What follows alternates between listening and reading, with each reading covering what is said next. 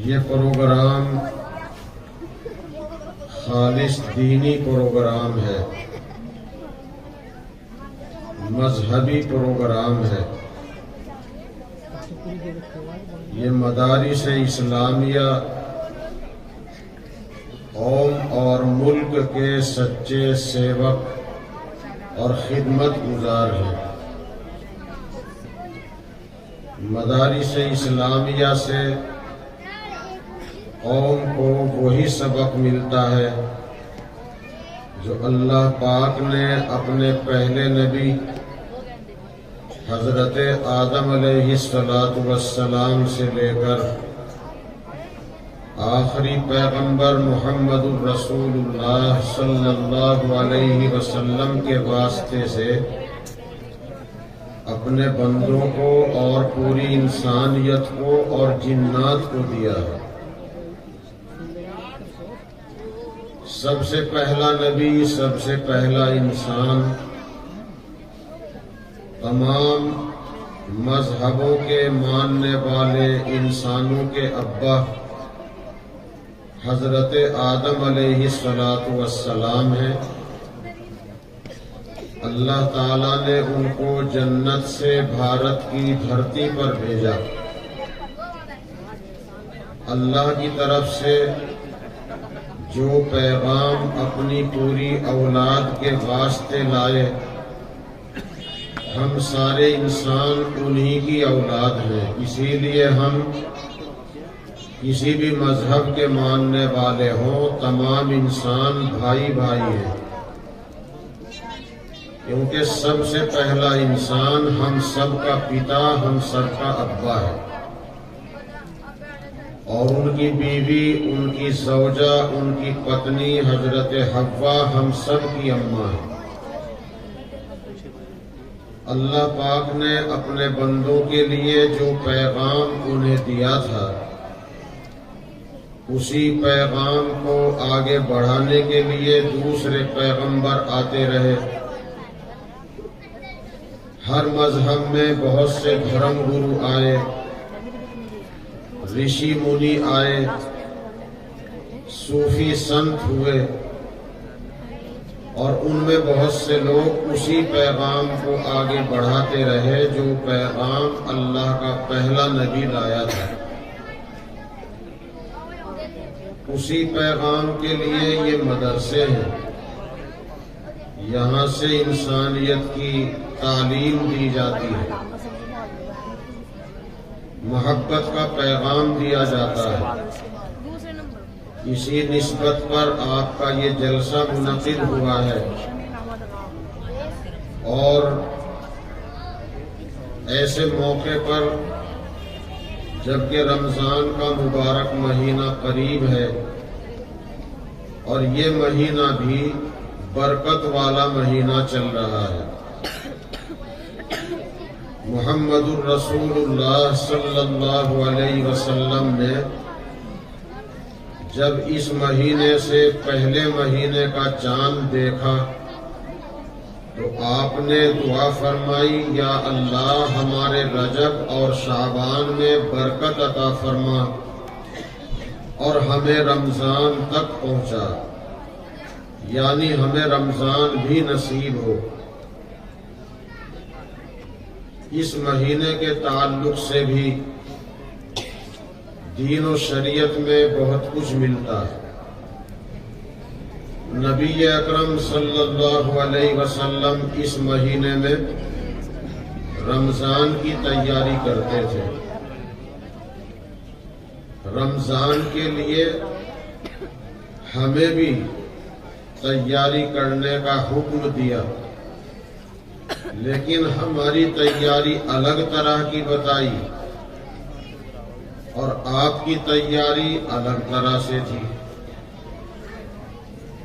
رسول پاک صلی اللہ علیہ وسلم نے اس مہینے میں کثرت کے ساتھ روزے رکھے اور امت کو اس مہینے میں روزہ رکھنے سے منع کر دیا، اور یہ فرما دیا زیادہ روزے نہ رکھنا، کبھی رمضان کے لیے کمزوری آ جائے، تمہیں رمضان کے لیے تیار رہنا ہے۔ کسی نے معلوم کیا، یا رسول اللہ صلی اللہ علیہ وسلم، آپ کا عمل ہمارے لیے نمونہ ہے، آپ تو خود بہت روزے رکھتے ہیں اور روزے پہ روزہ رکھ لیتے ہیں، افطاری سحری میں کھانا نصیب نہیں ہوتا، آپ اگلا روزہ رکھ لیتے ہیں۔ تو سرکار دو عالم صلی اللہ علیہ وسلم نے فرمایا کہ میری حرص نہ کرنا، اس معاملے میں میری حرص نہ کرنا، مجھے میرا رب کھلاتا ہے۔ نبی اکرم صلی اللہ علیہ وسلم نے اس مہینے میں بہت روزے رکھے اور امت کو اس مہینے میں زیادہ روزے رکھنے سے منع کیا تاکہ رمضان کے لیے کمزوری نہ آئے۔ رہی یہ بات کہ امت کے لیے نمونہ سرکار دو عالم صلی اللہ علیہ وسلم کا عمل ہے، اس سلسلے میں ایک بات ذہن میں رہے کہ اگر کسی جگہ رسول پاک صلی اللہ علیہ وسلم کا عمل آپ کے قول کے خلاف ہو، یعنی آپ کا کہنا کچھ اور ہے، کرنا کچھ اور ہے، تو امت کے لیے دلیل اور حجت نبی کا قول ہوگا، عمل نہیں۔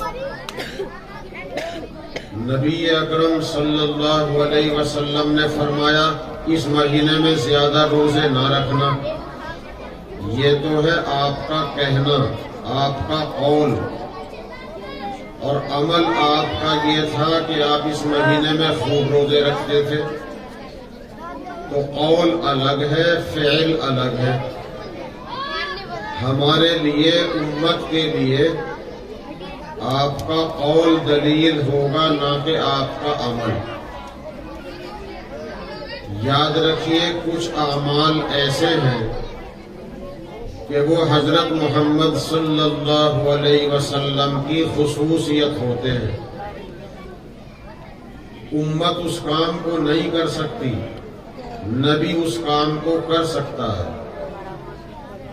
اس لیے اگر اللہ کے نبی نے ہمیں کوئی کام کرنے کو کہا تو ہمیں تو وہی کرنا پڑے گا، اور اگر آپ نے اس کے خلاف کیا ہے تو وہ ان کی خصوصیت ہے۔ آپ نے فرما دیا میری حرص اس معاملے میں نہ کرنا، مجھے میرا رب کھلاتا ہے۔ جب حضرت علاء الدین علی احمد صابر کلیری رحمت اللہ علیہ ایک مدت تک بغیر کھائے پیے، بغیر غذا کے اور گلر پر اکتفا کر کے، اللہ کے ذکر پر اکتفا کر کے زندہ رہ سکتے ہیں، اور ان کے سلسلے کے ایک بزرگ، صابری سلسلے کے ایک بزرگ مولانا محمد قاسم صاحب نانوتوی رحمت اللہ علیہ یہ چیلنج کر سکتے ہیں کہ ہم 6 مہینے تک بھی ہمیں کوئی کھانا نہ دے، اور وہ جو انگریزوں کا ایک پادری یہاں روکی میں آیا تھا جو ہمارے ملک کے خلاف لوگوں کو وربلانتا پھرتا تھا، تو اس وقت مولانا محمد قاسم صاحب نانوتوی رحمت اللہ علیہ نے فرمایا تھا کہ زیادہ کھانا انسان کا کمال نہیں، انسان کا کمال تو یہ ہے کہ وہ کم کھا کر زندہ رہے۔